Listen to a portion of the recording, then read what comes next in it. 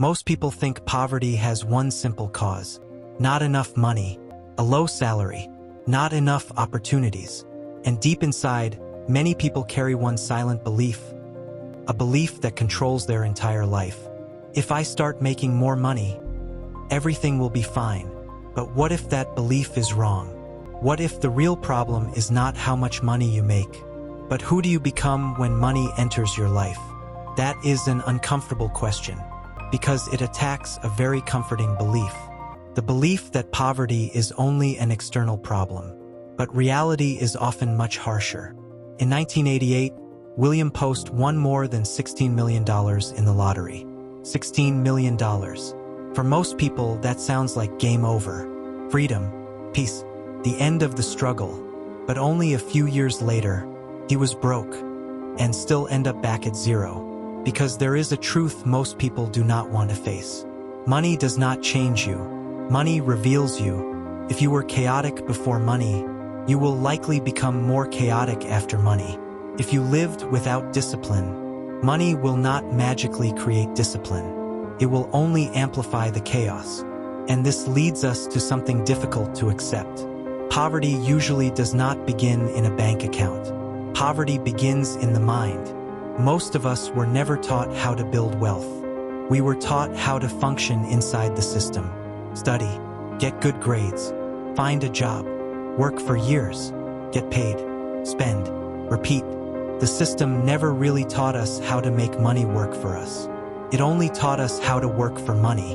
And the real trap does not begin when you have no money. It begins when money finally starts coming in. Imagine a 25-year-old young man. He gets his first real job.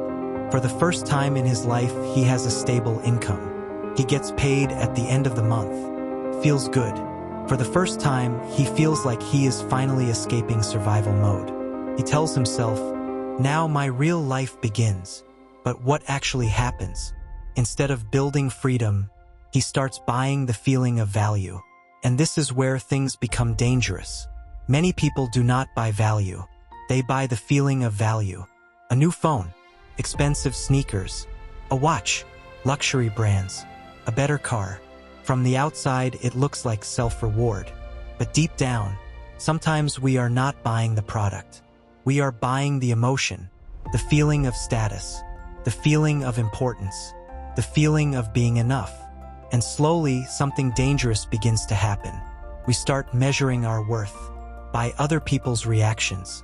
And this is exactly where the system profits. Because society does not reward real wealth. Society rewards the appearance of wealth. People do not see your portfolio. They see your watch. They do not see your investments. They see your car. They do not see the assets you are building. They see what you consume. And without realizing it, many people change their goals. They stop chasing wealth and start chasing the image of wealth. Those are not the same thing, not even close. But the problem does not stop there. Because that young man is not living in isolation. Every single day, he is exposed to a world constantly whispering one message. You are still not enough. How? Sometimes with a single scroll. A story of someone traveling to Dubai. Someone is showing off a BMW. Someone posting from an expensive cafe. Someone wearing designer clothes. And little by little, something dangerous happens psychologically. He stops comparing himself to who he was yesterday. He starts comparing himself to other people's highlight reels. And now a gap begins to form. Painful gap. The gap between who he is and who he believes he should be. And the bigger that gap becomes, the bigger the feeling of inadequacy grows. At this point, the desire is no longer just about buying things.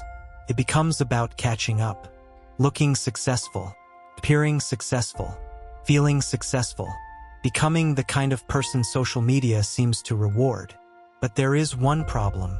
His income is not enough to fund that image. And this is where the system whispers its most dangerous sentence. No problem. Take it now, pay later.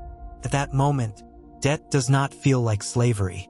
It feels like a solution, a shortcut, a bridge between reality and the image he desperately wants to reach. And that is where the real draining begins. Because debt does not only sell you a product, it sells you a mortgaged version of your future. When you buy on credit, you are not just paying with money. You are paying with days of your life that have not happened yet, with future working hours, with future years. In other words, you consume today at the cost of tomorrow's freedom. And that is the chain most people never see. Before the month even begins, someone is already waiting. The bank, the financing company, the credit card provider. That is why the system loves consumers, especially consumers who buy with debt. Because the moment you finance everything, you stop being just a customer. You become dependent. And once that happens, you are no longer working to build your future.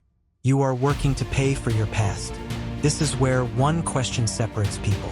Poor people often ask, "What can I buy with this money?" Wealthy people ask, "How can this money work for me?" The difference sounds small, but the consequences are massive. Because wealthy people do not see money as the finish line.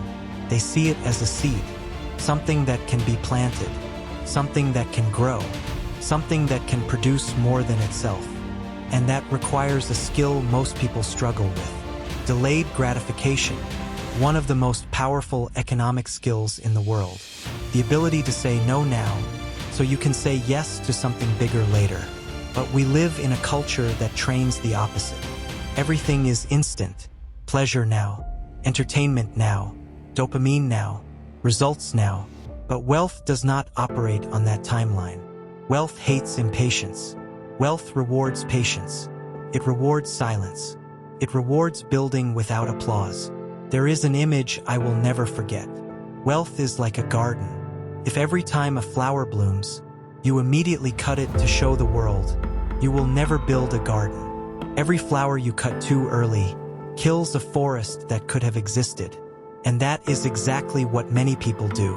Every small financial win, they spend immediately. Every salary increase, they consume immediately. Every fruit, they pick before it multiplies.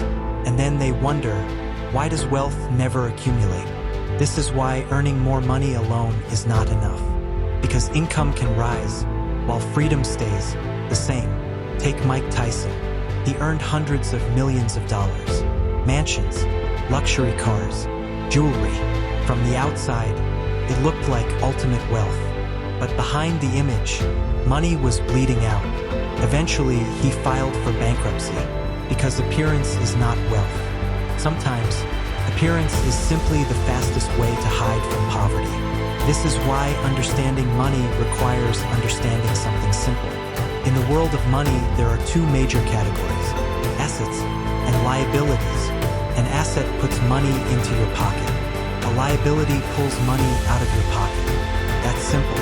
If you buy an asset, it works for you. If you buy a liability, you work for it. The problem is that most people buy liabilities and call them assets. An expensive car, a luxury phone, a house far beyond their means, an inflated lifestyle. It looks impressive, feels impressive, but financially, it is often a slow leak, constant drain. And this leads to one uncomfortable truth. The real question is not, how much money do I make? The real question is, how many things around me are quietly consuming me? If someone is poor today, the solution is not only cutting expenses. They need to increase their value in the marketplace. The real question is no longer, how do I save more? The real question becomes, what do I need to become so the market pays me more? In today's world, the market rewards people who solve difficult problems. That is why one of the fastest paths out of poverty is developing a high-income skill: sales, marketing, programming, design, video editing, content creation, negotiation, any skill that creates real value.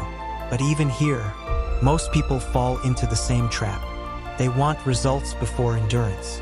They want money before confidence. They want fruit before roots. But life does not work that way. Everything great begins invisibly.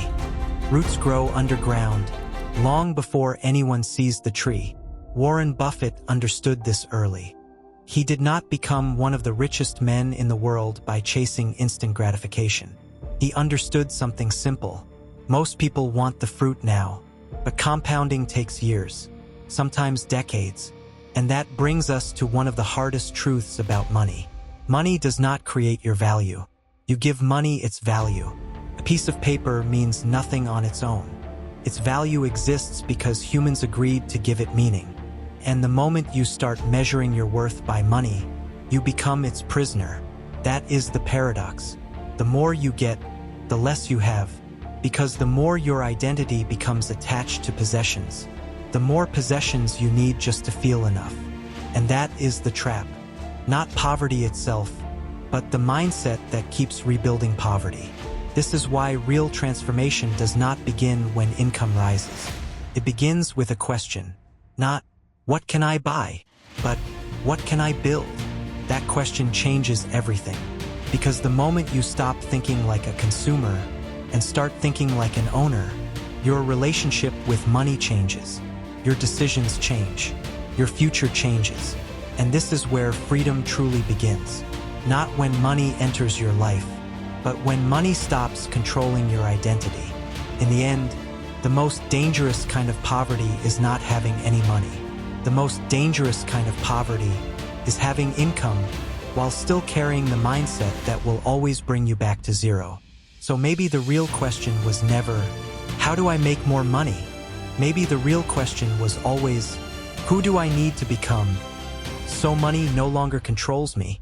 Escaping poverty is not only about earning more. It is about becoming someone capable of keeping, growing, and multiplying what they earn. And that journey begins the moment you stop asking, what can I buy? And start asking, what can I build?